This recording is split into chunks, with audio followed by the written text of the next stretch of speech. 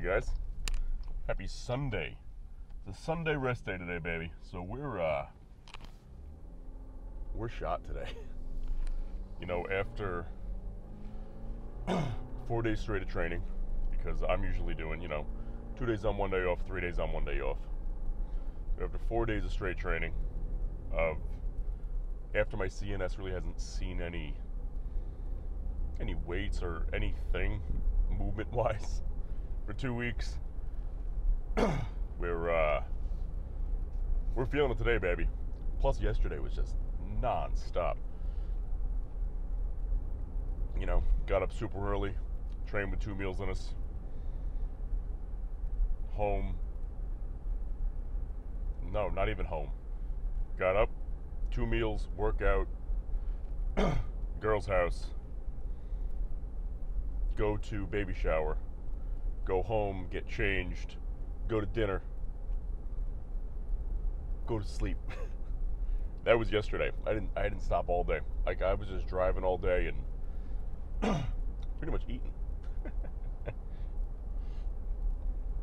But we do the daily content, so I appreciate you guys not minding when I upload super late like that, because I think that video went up at like 11:15, something a little late, Whew. So today the plan is let my body rest, give it plenty of good food. We have some meal prep we've got to do today. And besides that, man, I mean, enjoying life a little bit, I wish I had time to go home. Excuse me. Take a nap today, but I don't see that happening. So I grabbed a coffee. I really haven't, for no crazy particular reason, I really haven't been drinking a lot of coffee lately, at all. I mean, don't get me wrong, I have my pre-workout before every workout. So that's, 250, 300 milligrams of caffeine, so I'm getting plenty of caffeine. I'm not worried about that. But, God, I'm saying it like it's a necessary thing. I'm abusing myself just enough with caffeine. But I kind of cut out the coffee. I've never really been somebody who needed it to get up in the morning, needed it to start my day. I just genuinely enjoy like a nice cup of coffee, right? So the reason I've been cutting it out a little bit is simply because, as I'm bulking, coffee's a pretty good appetite suppressant. So when you're dieting, I drink a lot of coffee. But when I'm bulking up, I try to limit it just a little bit, because I'm eating so much food all day that the last thing I want is my appetite suppressed, pretty much at all. And that's not something we need, man. It's not the type of energy we need for training, for bulking, for gaining weight. We left Stop and Shop a little bit ago, got some odds and ends. Go home, put that away, cook some food, and kind of just relax. I'm hoping relax for the day, But one thing I will say is, for me as a coffee enjoyer, I love a good cup of coffee. And since I haven't really been having it a lot lately, when I do, man, it's a good time.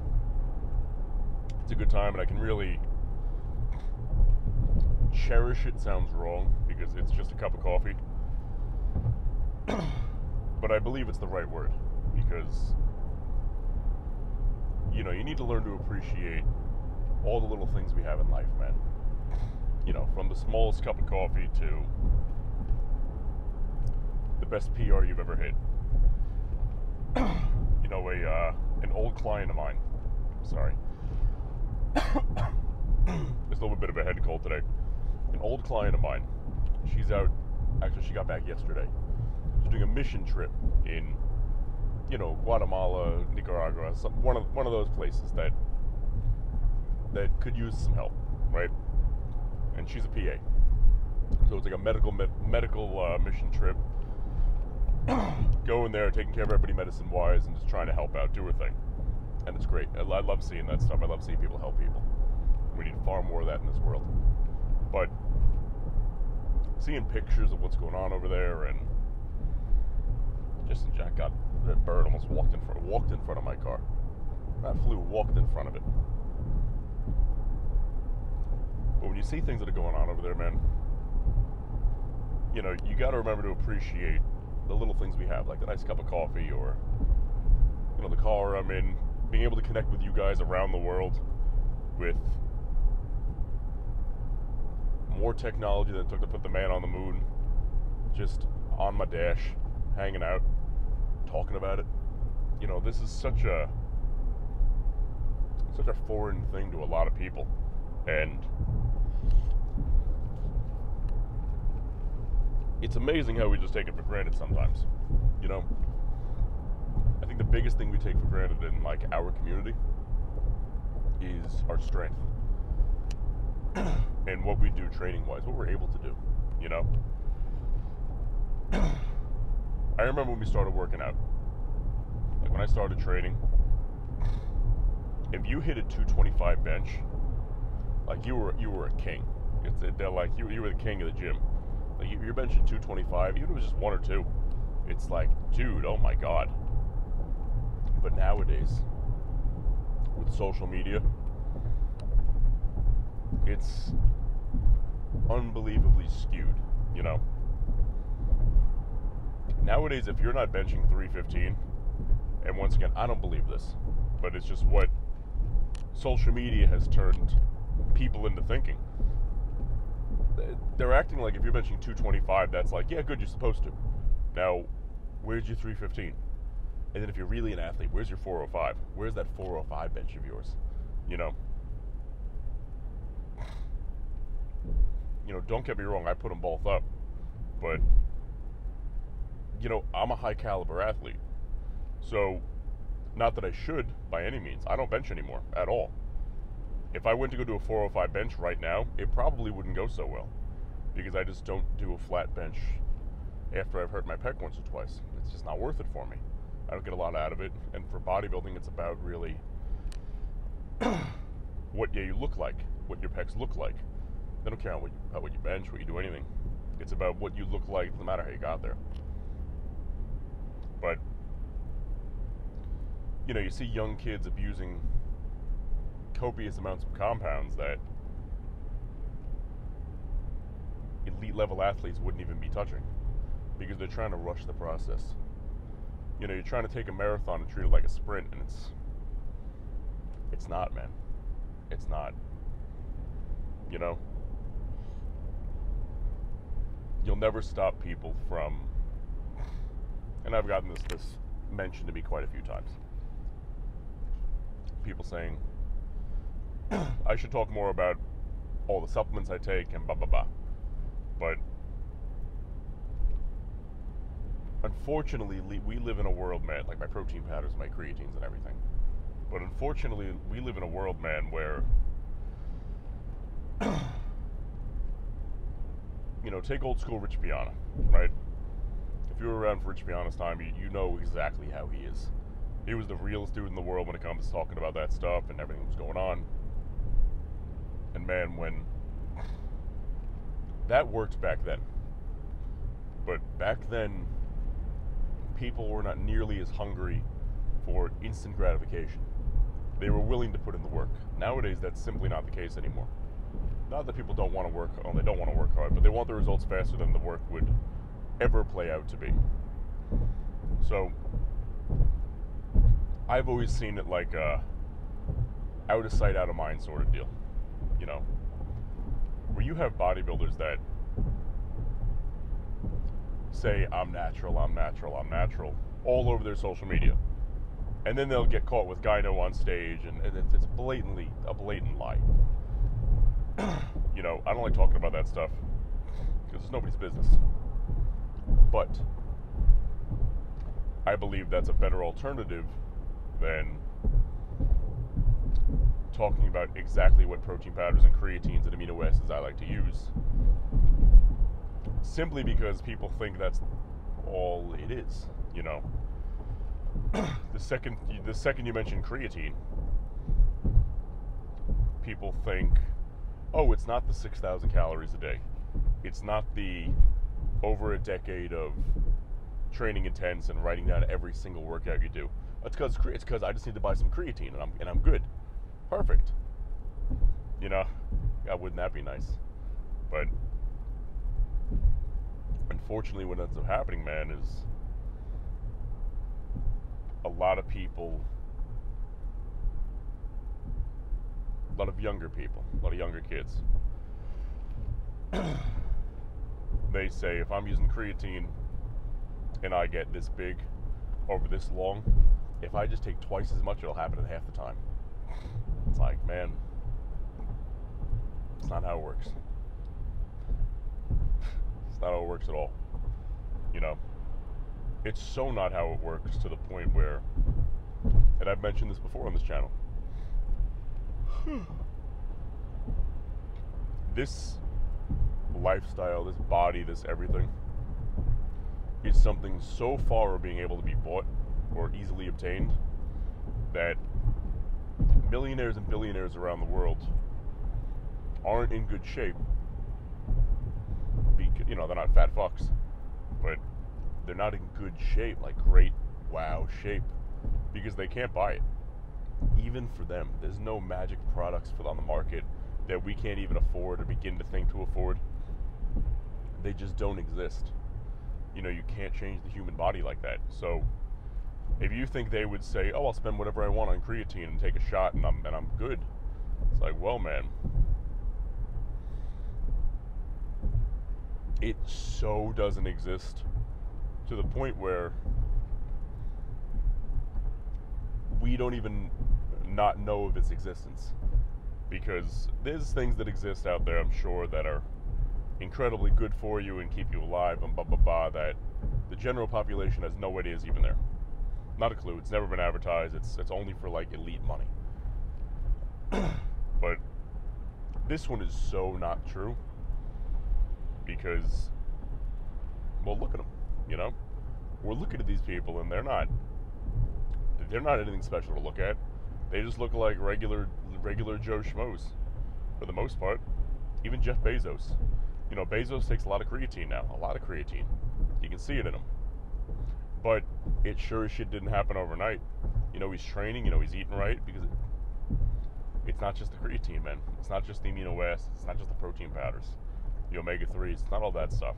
It's the time, the discipline, the dedication, and what you really are willing to put into this, you know?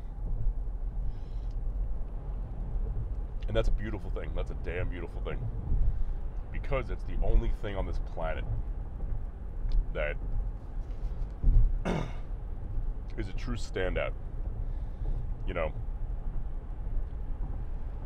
you could walk into a room with a regular white button-down shirt, a pair of jeans, nice pair of sneakers, stand next to somebody wearing the exact same thing as you, and they'll look at you and go, dude, what are you so dressed up for? You know?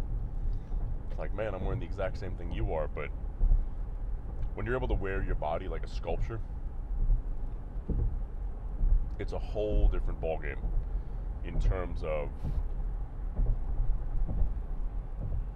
how you're perceived by everybody else. You know, you'll have lazy people criticize you. But lazy people criticize everybody and everything on the planet because they're never willing to do any of the work whatsoever to achieve anything worthwhile in life. That's why they stuff their face with Twinkies and watch Netflix all day. You know, and that'll never change. Those people never change because they'll never change themselves, let alone change for you, right? So they'll yap and they'll talk their garbage, but they don't matter. They don't matter, man. The people you want to be, not even want to be impressing, but want to be surrounded by, like that circle of higher people, when you're working hard, getting in shape and disciplined, when I see somebody at a supermarket who's, you know, jacked up, looking good. You can tell he works out, tell he takes care of himself. You peek in his cart and it's full of good food and not garbage. There's an immediate respect there of, wow, this guy takes care of himself. This guy gives a shit, you know? Whereas you see somebody, you know, 400 pounds in a mobility scooter at that Stop and Shop, you know, using one of those gopher reachers to put a bag of Oreos in their fucking cart. It's like, man, I don't, you know, there's zero respect there. Because if you don't respect yourself, man, how am I going to respect you? How is anybody going to respect you? It's pathetic. It's a pathetic way to live your life. You know, the human body is meant to be pushed, meant to be challenged, and meant to break through great strides and do whatever you can. And instead, you just decide to go down the road of gluttony and instant gratification. Shame on you, man. You know, your whole bloodline is looking back at you, looking forward to you, and saying, what is he doing?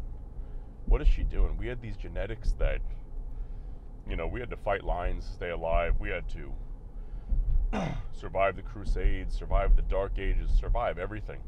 Hunt, gather. We're talking a millennia of genetic components toward greatness. And this is how a magnificent bloodline ends. You know, you being so fat and out of shape that you can't even reproduce. Really? That's where the story of our people ends. It's a shame, man. It's a shame. So, I know that's not you guys. And I know that anybody who is like that, they're not watching these videos. And if you are somebody like that who's watching these videos, let me tell you something. To you directly. You're on here for a reason. You're watching these videos for a reason. You're trying to better yourself, right? And man, I am so fucking proud of you. Because your story doesn't have to end there. Your bloodline doesn't have to end there. You can fix the damage you did with unnatural supplements and garbage and bullshit. And man, you can have the best life you've ever, not even you've ever dreamed of. Better than you've even fathomed. You know, because it's a marathon, it's not a sprint. You're not going to fix it overnight.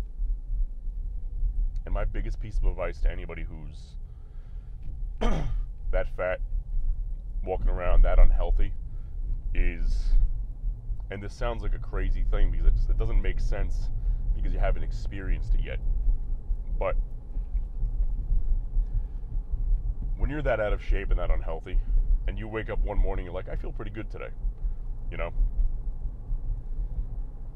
You're health-wise, you know, you're like, I feel pretty good today. I woke up, I'm not too bad. Eventually, when you get in shape and you get healthy, you could be in shape and healthy with the worst hangover of your life and feeling like absolute dog shit. But you'll still feel better on those days than you ever did on your best days in that unhealthy body. It's amazing how that skewed perception falls out of place. You know, because you don't know, you say you feel good today, but you don't know what feeling good actually means. You know, it's like you say your workout hurts, it goes, you don't really know what pain means yet. You know, we're constantly evolving what we believe and what we know of pain thresholds and hunger and trauma and all that stuff. So to say you feel good when you don't actually know what feeling good means, when you say you're stressed and you don't actually know what stress means, you know, it's just wait till you encounter real stress. Wait until you encounter real happiness. Wait until you encounter real good feelings, you know? And wait until you encounter real pain. You know, and on that note, guys, I'm dangerously close to the bagel store right now on this lovely Sunday. And I think a nice I'm gonna paint you a word picture, right? Whew. A nice toasted, perfectly toasted egg everything bagel with cream cheese, and a lot of cream cheese on, lathered in it. Because you can always wipe it off and then dip whatever you want, right? So there's never too much. Paired well with a simple